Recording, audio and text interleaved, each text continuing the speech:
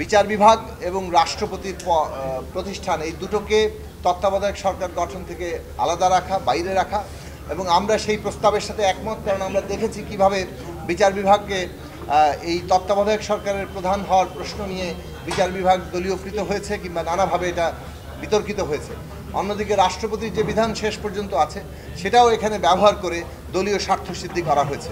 ফলে এই দুইটো প্রতিষ্ঠানকে বাইরে রেখে তত্ত্বাবধায়ক সরকার গঠনের প্রশ্নটি জনপ্রতিনিধি কিংবা নির্বাচিত প্রতিনিধিদের হাতে নিয়ে আসার জন্য উচ্চকক্ষ এবং নিম্নকক্ষের সমন্বয়ে একটা যে বাছাই কমিটি, সেই বাছাই কমিটি নাম প্রস্তাব করবে, সেখান থেকে ঐকমত্যের ভিত্তিতে প্রধান উপদেষ্টা নিয়োগপ্রাপ্ত হবেন। কোনো বিষয়ে কোনো ব্যক্তির ক্ষেত্রে যদি ঐকমত্য না হয় তাহলে প্রস্তাবিত নামের ক্ষেত্রে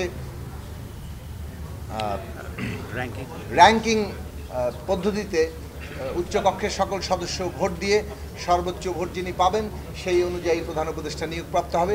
আমরা এই প্রস্তাবকে সমর্থন করি, কেননা একদিকে এই দুটো প্রতিষ্ঠানকে বাইরে রাখা, যেটা বললাম বিচার বিভাগ এবং রাষ্ট্রপতি, অন্যদিকে নির্বাচিত কিংবা জনপ্রতিনিধিদের হাতেই তত্ত্বাবধায়ক সরকার গঠনের প্রশ্নটি থাকা দরকার। প্রাণ সসের মাখামাখি টেস্ট নুডলসকে করে তোলে আরো ইয়ামি, আরো জোস। প্রাণ সস, সসের বস।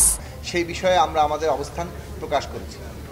আর শেষ যে বিষয়ে আলোচনা হয়েছে জরুরি অবস্থা ঘোষণার পরিপ্রেক্ষিতে, সেটা নিয়ে আগেই ঐকমত্য হয়েছিল যে বিদ্যমান ব্যবস্থার বদল ঘটানো হবে, এবং সেই ক্ষেত্রে প্রধান বিবেচনা ছিল যে মৌলিক অধিকার স্থগিত করার বিধানগুলো আছে সেইটা মৌলিক অধিকার কতটুকু কার্যকর থাকবে।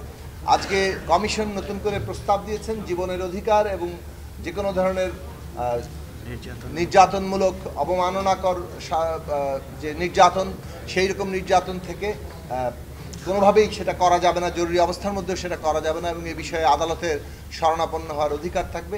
এই বিষয়গুলো সংযুক্ত করে তারা যে নতুন প্রস্তাব নিয়ে এসছেন, এই প্রস্তাবের সাথে মোটামুটিভাবে একটা সাধারণ ঐকমত্য তৈরি হয়েছে। আমরা নিজেরা বলেছি যে জীবনের অধিকারের প্রশ্নে আরেকটু ডিফাইন করার জন্য, যে জীবনের অধিকার বলতে আমরা আন্তর্জাতিক মানের সাথে সাথে বাংলাদেশের সংবিধানে উল্লেখিত প্রশ্নগুলোকে কতটুকু বিবেচনা করতে পারি, কেননা এই বিষয়ে বিবেকের স্বাধীনতার প্রশ্নটি যে কোনো পরিস্থিতি অত্যন্ত গুরুত্বপূর্ণ। তবে এ বিষয়ে সুনির্দিষ্ট লিখিত বক্তব্য কমিশন আগামী দিনে উপস্থাপন করবেন, সেখানে আমরা আমাদের বক্তব্য রাখব।